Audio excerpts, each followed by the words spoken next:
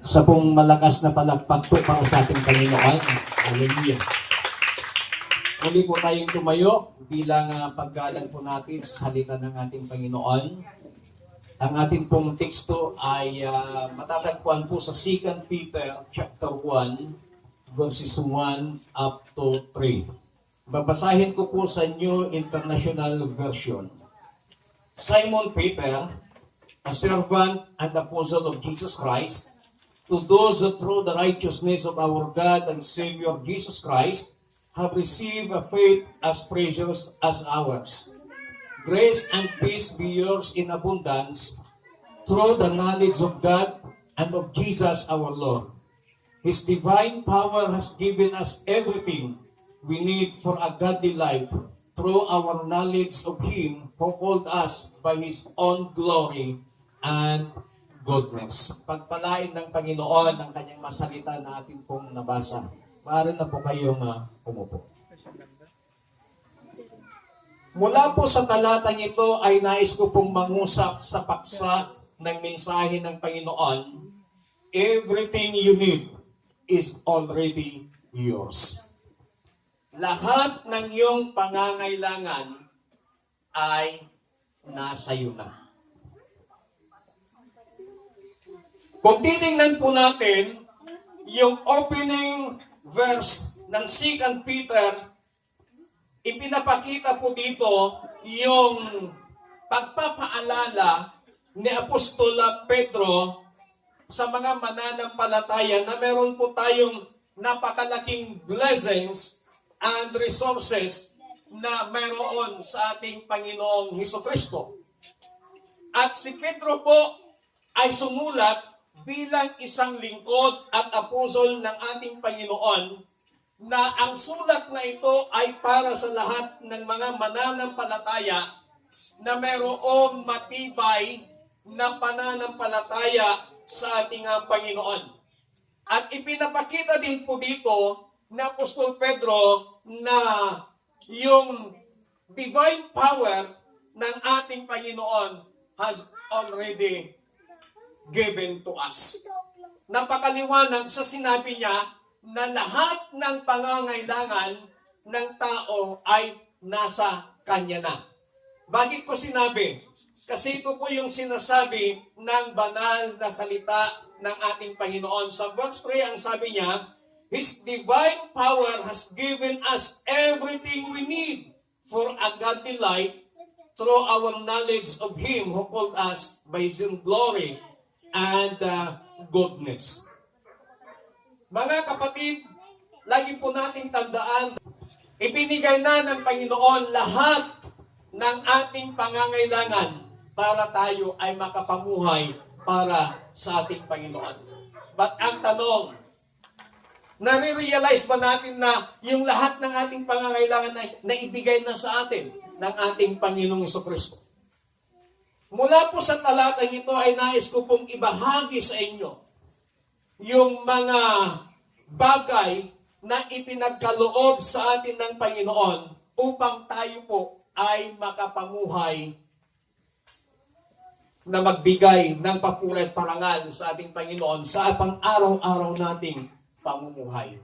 Number 1, ang sabi po sa verse 1, Simon Peter, a servant and apostle of Jesus Christ, to those who through the righteousness of our God and Savior Jesus Christ has received a faith as precious as ours.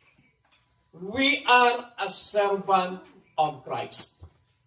Peter introduces himself as a servant and apostle of Christ. Dito pa lamang sa unang pambungad na sulat ni Apostol Pedro, ipinakilala na niya ang kanyang sarili na siya po ay lingkod at apostol ng ating Panginoon. At tayo din po naman na tumanggap sa ating Panginoong Kristo, tayo rin po ay mga lingkod ng Panginoon. Ang sinabi po dito na yung praise na binanggit dito is faith as precious as ours. Yung pananampalatayang napakahalaga. Ipinapakita lamang dito na in the sight of God, we are all equal. Sa harapan ng Panginoon, lahat po tayo ay pantay-pantay. Sa pamilya ng Panginoon, lahat tayo ay pantay-pantay. We are all servants of our Lord Jesus Christ. Sa harapan ng Panginoon, tayo pong lahat ay lingkod ng ating pong Panginoon. Tayo po ay nakatanggap ng pagkakakilanlan sa ating pong Panginoon. Yung isa sa mga pagkakakilanlan po natin is we are servant of Christ. And our identity is rooted in Christ's righteousness, not our own.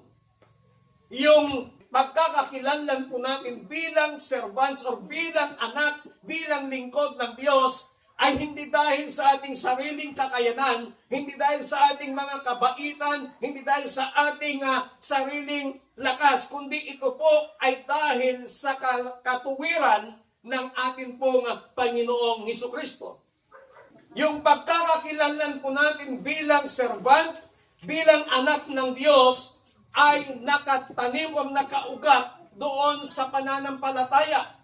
Na tayo po ay nananampalataya sa Diyos, nananampalataya sa ating Panginoong Kristo. So habang tayo po ay nananampalataya sa ating Panginoong Kristo, ang pagkakakilanlan po natin, tayo po ay lingkod, tayo po ay anak ng Diyos na kung saan ay nakaugat doon sa pananampalataya natin sa ating pong Panginoong Kristo. Our identity is based on Christ's righteousness, not our performance. Our relationship with God is not based on what you do, but on what Christ has done. Yung pakikipagrelasyon natin sa Panginoon ay hindi nakabase kung ano yung ginawa mo, kundi nakabase ito kung ano yung ginawa ni Kristo.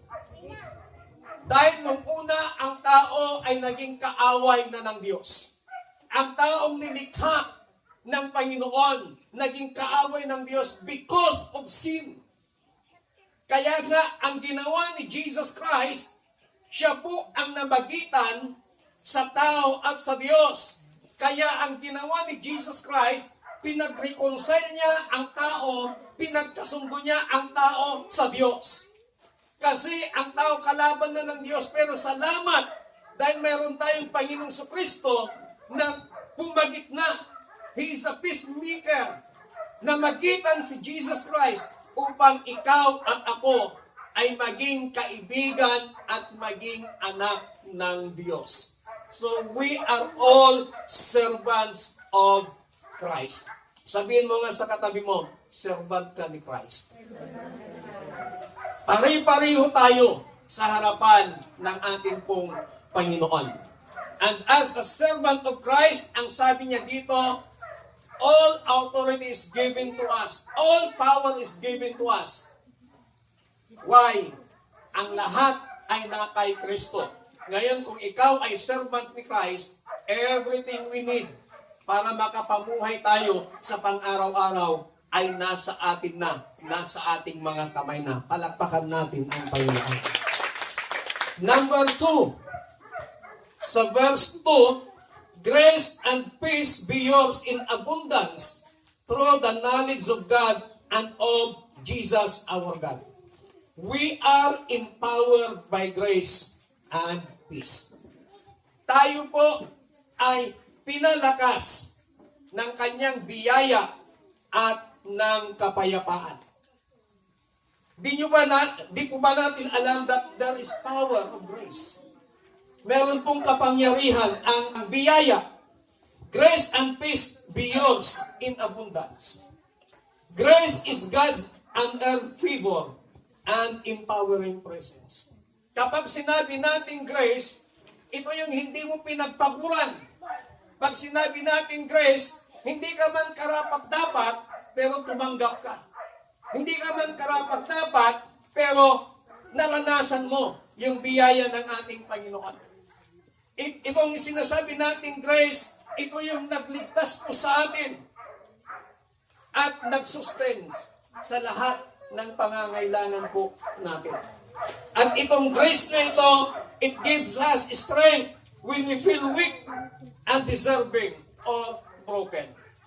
Itong biyaya ng ating Panginoon, ito yung nagbibigay sa atin ng lakas kapag tayo po ay nakakaranas ng kahinaan. Itong biyaya ng Panginoon, ito po yung bumubuo sa atin kapag tayo po ay nawawasak. At hayaan po natin, remind us, allow grace, remind us that God is working in us even when we fall short. Hayaan po natin na yung biyaya ng ating Panginoon ay patuloy niya tayong paalalahanan ng Diyos ay kumikilos kahit na tayo po ay makagawa ng pagkukulang, pagkakamali sa harapan ng ating Panginoon. Na sa kabila ng ating mga pagkukulang, sa kabila ng ating mga kahinaan, because of the grace of God, tayo po ay nakakatayong ipangaral ang salita ng Panginoon, nakakatayo na ipamalita yung kabutihan ng ating Panginoon. Because sa pamantayan ng tao, sa standard ng tao, hindi ka karapat dapat na tumayo. But doon sa standard ng Panginoon, dahil sa kanyang biyaya, ang tao ay nakakatayo para ipangaral ang salita ng Panginoon. Ang tao ay nakakatayo para ibahagi ang katapatan at kabutihan ng ating pong Panginoon. Kaya tayo po bilang mga servants of God, we are all equal in God's family. We are all equal in God's eyes. Walang dapat magbatuhan ng mga pagkukulang, pagkakamali ng bawat isa. Marahil meron tayong pagkukulang, marahil meron tayong pagkakamali, marahil meron tayong pagkakasala, pero kung yung mga pagkakamali ang ibabato natin sa bawat isa, hindi tayo makakatayo. Pero kung tayo po ay dahil sa biyaya ng ating Panginoon, we are all equal. Kung malaki man o maliit yung ginawa mo, sa harapan ng tao, dapat mas malaking parusa mo. But in the sight of God, malaki man o maliit, because of the grace of God na tinanggap po natin sa pamamagitan ng ating pananampalataya, ikaw at ako ay maaring tumayo sa pulpito para ipangaral ng salita ng Panginoon, ibahagi ang kabutihan at katapatan ng ating Panginoon. Amen. Kaya tayo po mga kapatid, huwag po nating tingnan, huwag po tayong magbatuhan ng putik, huwag po tayong magbatuhan ng kung ano-ano. Because we are all servants of Christ. Mga kapatid sa Panginoon, my fellow servants of Christ, huwag tayong magbatuhan ng putik o ng kasalanan o ng pagkakamali, pagkukulang ng bawat isa. Because of the grace of God, lahat tayo ay nakakatayo sa harapan ng Panginoon. Amen. Palakpakan natin ng Diyos. The promise of abundance. Meron pong pangako ng kasaganaan. Ang sabi po dito sa verse 2b, grace and peace be yours in abundance. God's desire is not just to give a little grace and peace. He gives abundantly. Ang gusto ng Panginoon, hindi ka lamang bigyan ng kaunting biyaya. Hindi ka lamang bigyan ng kaunting kapayapaan. But, ang gusto ng Panginoon, ibibigay niya sa iyo ng umaapaw ang kanyang biyaya at kapayapaan. At ang sabi ng banal na salita ng ating Panginoon sa John chapter 1 verse 16, His supplies never runs dry. Ang kanyang supply sa atin ay hindi magkukulang. This abundance empower us for trials, for temptations, and daily living. Marahil ikaw ay laging binabas kung ano-ano yung mga sinasabi nila sa iyo through messages o kapag ikaw ay nakatalikod, marahil masasamang mga kinokomment nila sa iyo, masasama ang sinasabi nila sa iyo, ikaw ay laging tinutuligsa, ikaw ay laging pinag-isipan ng hindi maganda. But, ang sabi ng Panginoon, yung supply niya ng grace, yung supply niya ng kapayapaan ay hindi magkukulang, kundi patuloy niyang ipagkakalob sa iyo upang ikaw ay magkaroon ng kalakasan, magkaroon ng katagumpayan sa bawat araw ng ating pamumuhay. We cannot please man. Gumawa ka ng maganda, gumawa ka ng mabuti, meron at merong masasabi ang tao. Gumawa ka ng hindi maganda, meron at meron pa rin masasabi ang tao sa iyo. Lahat ng ating ginagawa at lahat ng ating gagawin, meron at meron masasabi sa iyo ang tao. But salamat sa Panginoon dahil sa kanyang biyaya, because of the abundance of the grace and peace of God, na ipinagkakalob niya sa atin, ito yung nagbibigay sa atin ng lakas upang ikaw at ako ay makapagpatuloy na maglingkod sa Panginoon, upang ikaw at ako ay makapagpatuloy na makapagpuri sa Panginoon despite sa kabila ng napakaraming problema, napakaraming pagsubok sa ating mga buhay, napakaraming mga hindi magagandang salita ang ating natatanggap. Salamat sa Panginoon because of His abundance grace. Amen. Kung wala ang biyaya ng Panginoon, hindi natin makakaya ang lahat ng ito. But because of the grace of God, ikaw at ako nakakapagpatuloy na maglingkod sa Panginoon. The peace that sustains. Nangako din ang Panginoon na bibigyan niya tayo ng kapayapaan.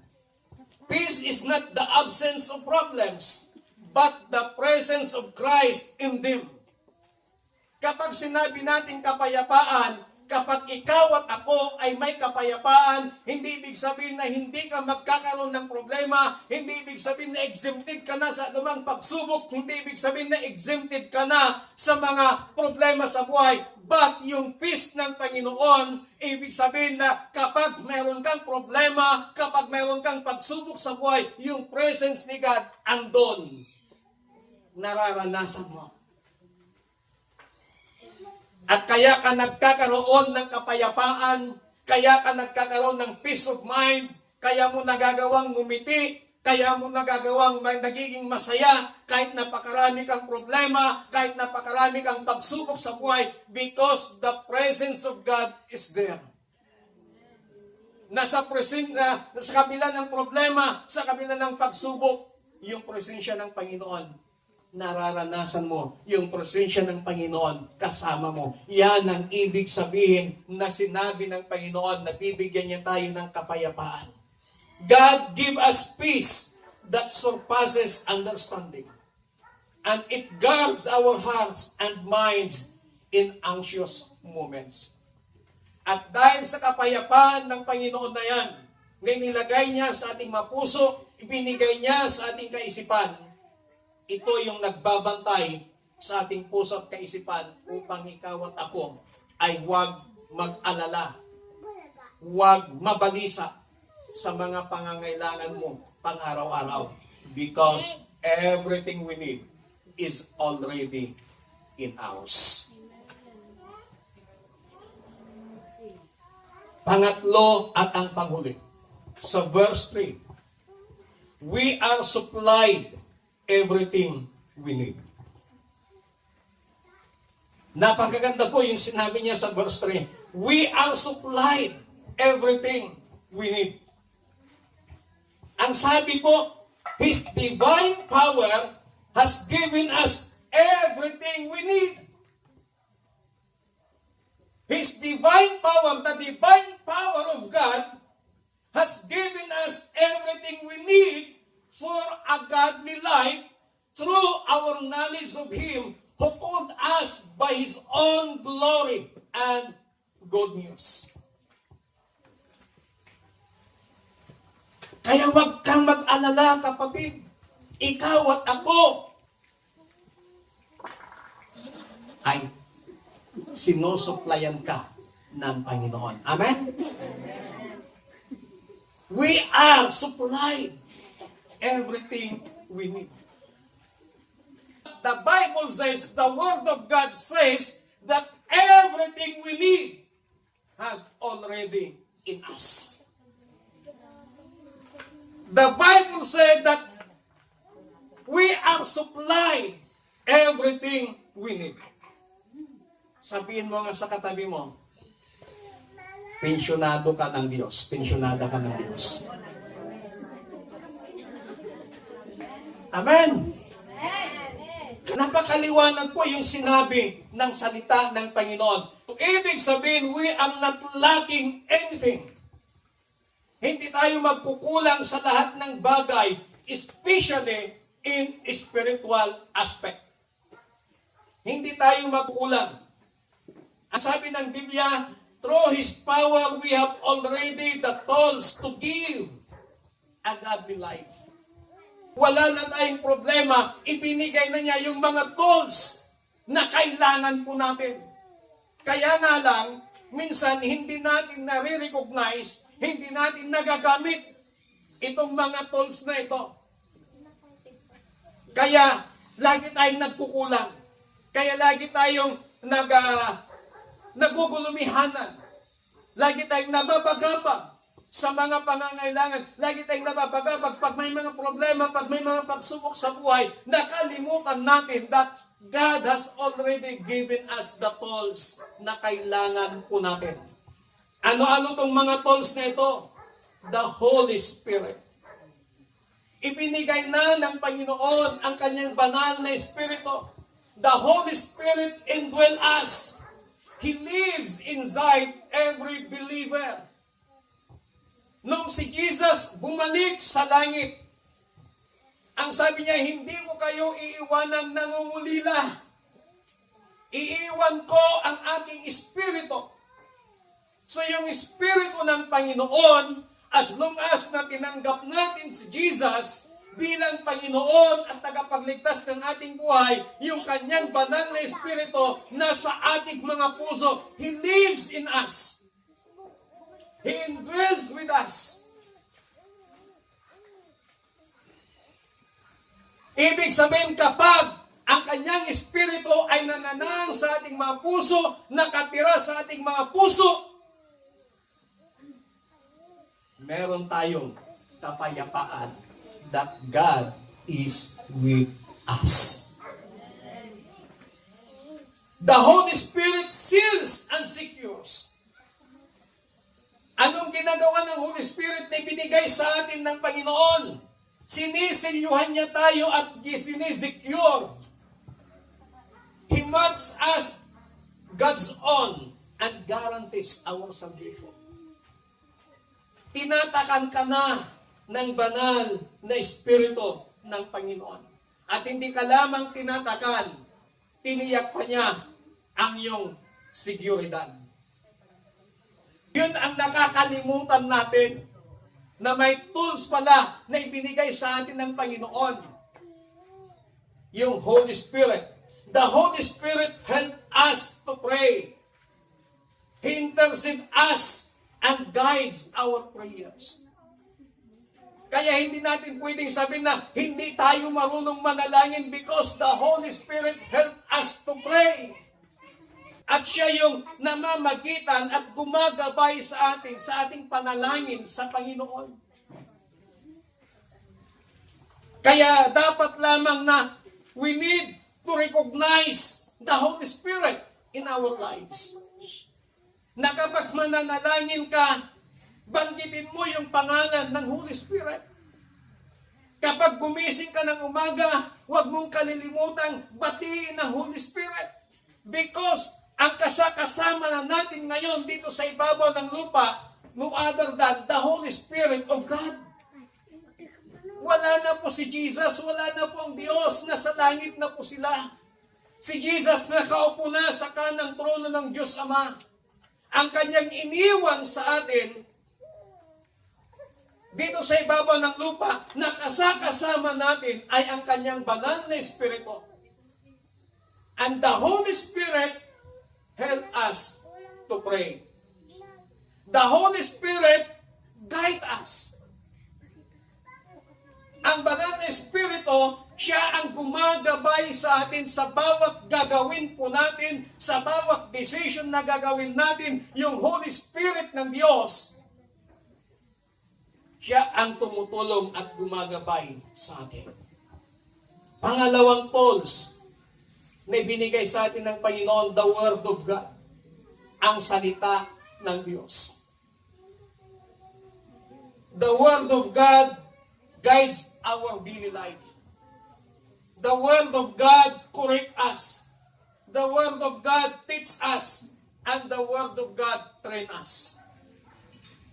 The Word of God gives us comfort and hope.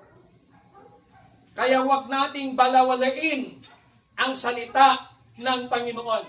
Napakahalaga ang salita ng Panginoon. Bakit iniwan niya ang kanyang salita?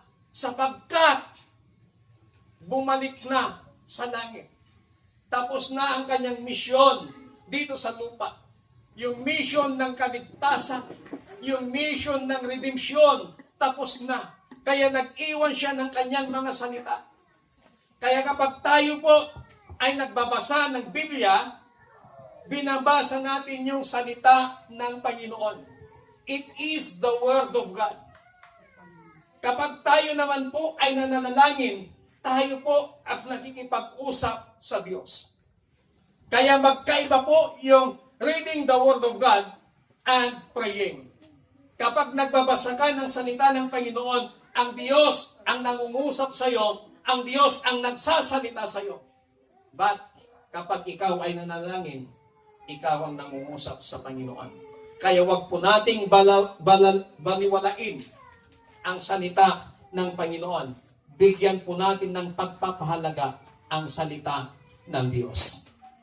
Kaya I encourage bawat isa po sa atin, lahat ng mga may smartphones, pwede po kayong mag-download ng salita ng Panginoon ng Biblia. Kung ayaw nyo pong magbitbit ng physical na Biblia, pwede nyo pong i-download sa inyong mga cellphone ang salita ng Panginoon. Para kahit saan kayo, dala-dala niyang cellphone nyo, pwede kayong magbasa ng salita ng Panginoon kahit ilang minuto lamang. Bigyan po natin ng pagpapahalaga ang salita ng Panginoon kasi isa yan sa tool na iniwan ng Panginoon na nagbibigay sa atin ng kapayapaan, na nagga-guide sa atin sa ating pang-araw-araw na pamumuhay. Ang salita ng Panginoon ang kumokorek sa atin, nagtutuwid sa atin. Ang salita ng Panginoon ang nagtuturo sa atin ng mga bagay na dapat nating gawin. At ang salita ng Panginoon ang nagsasanay sa atin upang tayo ay mas lalago pang mananampalataya, upang tayo ay mas lalo pang lalapit sa atin pong Panginoong Hesukristo. Pangatlong tools na binigay sa atin ng Panginoon, a new heart. Bagong puso. A transformed inner life. A heart that is responsive to God. A change from being spiritually dead to being spiritually alive. Dati yung puso natin, hindi natin binibigyan ng pagpapahalaga yung mga spiritual na bagay. But ang sabi ni Jesus, ang sabi ng salita ng Panginoon in the book of Ezekiel, I will give you a new spirit and a new heart. Yung bagong puso, ibinigay sa atin ng Panginoon. Kaya ikaw at ako, kapatid, pinagkalooban ng Panginoon ng bagong puso upang tayo ay magiging responsive sa Diyos, upang tayo ay makapagpatuloy na magpuri sa Diyos, upang ikaw at ako ay mabigyan, makita yung mga pagpapahalaga sa mga spiritual na bagay. Yung bagong puso na yan, gamitin natin para sa pagpupuri sa ating pong Panginoon. Kaya napakaliwanag ang sinabi ng salita ng Diyos. Everything we need is already ours. Sabihin mo nga sa katabi mo, lahat ng pangangailangan mo ay nasa sayo na ngayon dahil kay Kristo Jesus. Palakpakan natin ang Panginoon. Tayo pong lahat ay tumayo. God has called us by His glory. God has given us faith through Jesus Christ. He equipped us with everything for a godly living. And everything we need, God has already given us. We are not lacking because God has already given us everything we need in Christ. Hindi ka pagkukulang ng Panginoon. Napakaliwanag yung salita ng ating Panginoon. Muli po nating awitin yung goodness of God.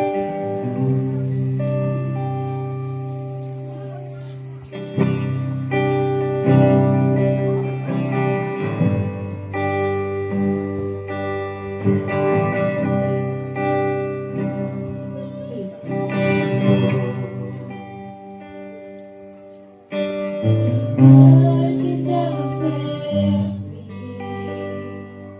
All my days I've been held in your hand. From the moment I wake up until I lay my head, I will sing of the goodness of God. All my life, All my life you have been faithful. All my life you have been so good. With every breath that I am able, I will sing of the goodness of God. your goodness is running after me. Your goodness is running after me. Your goodness is running after me. I surrender now. I give you everything. Your goodness is running after me.